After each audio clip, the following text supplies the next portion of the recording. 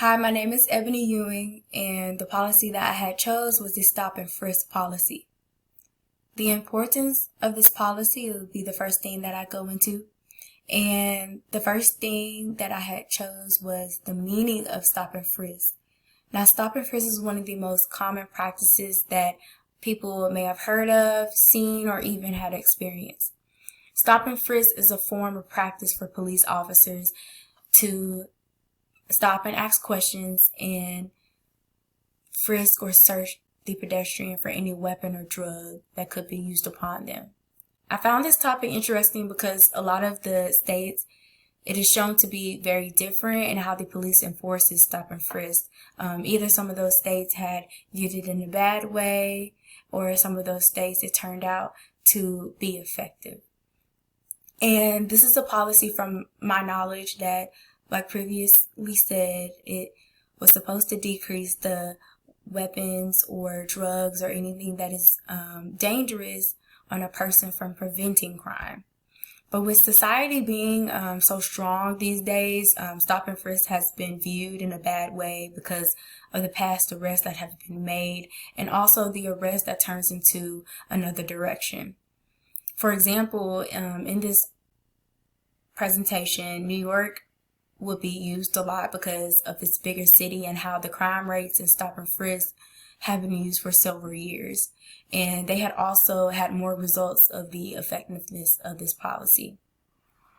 So now I will go into the background and the effectiveness of this policy. I had did something a little different. I had went into 3 categories. First one was the stop and frisk and the behaviors towards the officers and the results about all 3, that either before or after. And also the next one, I had to use profiling. I had talked about the characteristics of profiling and also racial profiling. And the last one, I had talked about the crime rates and the weapons and drugs that had made an effect of this policy. So for the first one, with how society is being used today, stop and frisk have different behaviors towards them. And this could be like in a city, a small town, or bigger state. They're all viewed differently.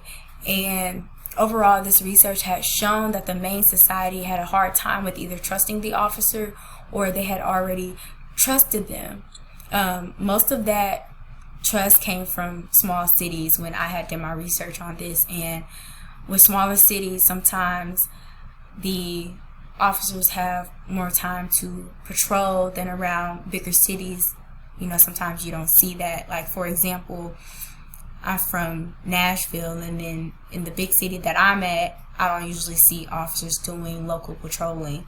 So it's kind of hard for people in that particular town to see that they can trust an officer.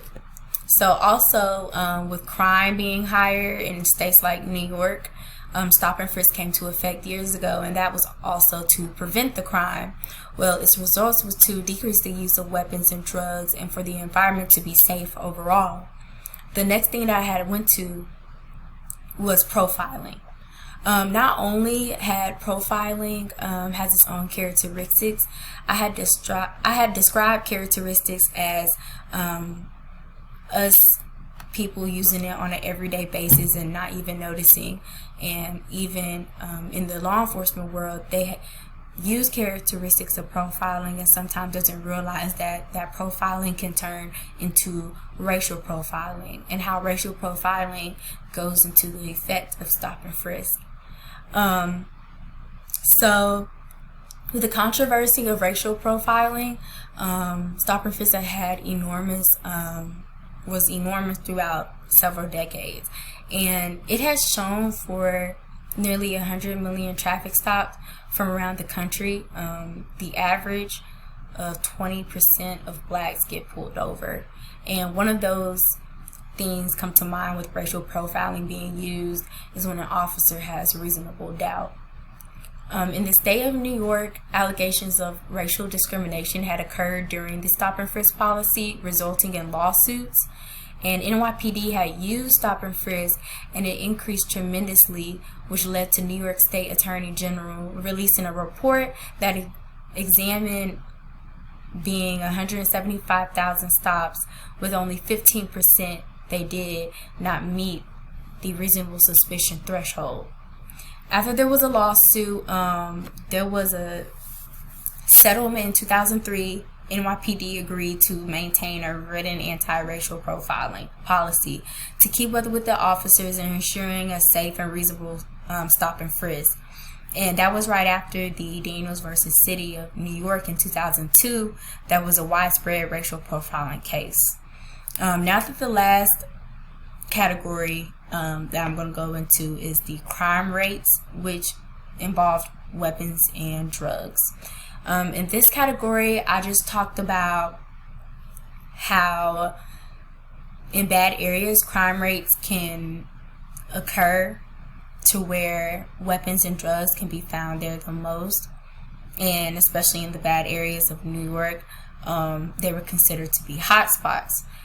And now with weapons, ever since the case of the Terry versus Ohio, Americans' attitudes towards the public possession of firearms differed significantly from today. So the question was if an officer was to be in a situation to where the defendant was aggressive or not, acting accordingly, it is understandable at the officer or having to think if the person is armed. But the question was, are they dangerous?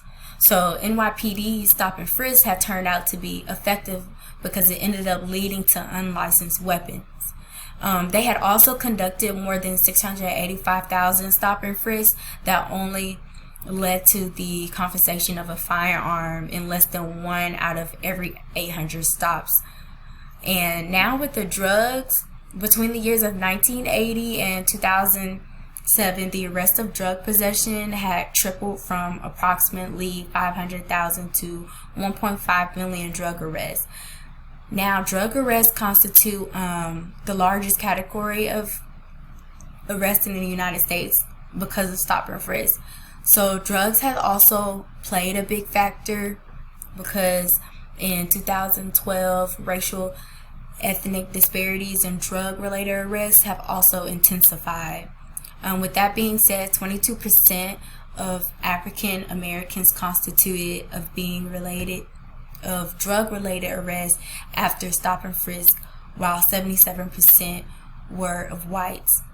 And this is one of the reasons why stop and frisk had gone into effect, because while drugs were being used illegally, they wanted to prevent the problem from still happening, and that's even going for weapons as well. And so overall, my conclusion was that I have found certain parts of racial profiling and profiling being used that was only the thing that is still happening and something that is still needing to be changed.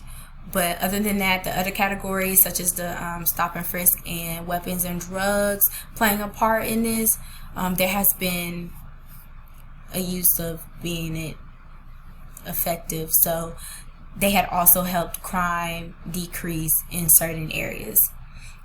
But whereas the Criminal Justice Society can learn from this is that the use of stop and frisk and its overall perception of it, it's okay, but a lot of things need to be changed, and how the people should start viewing it and them viewing it in a better way.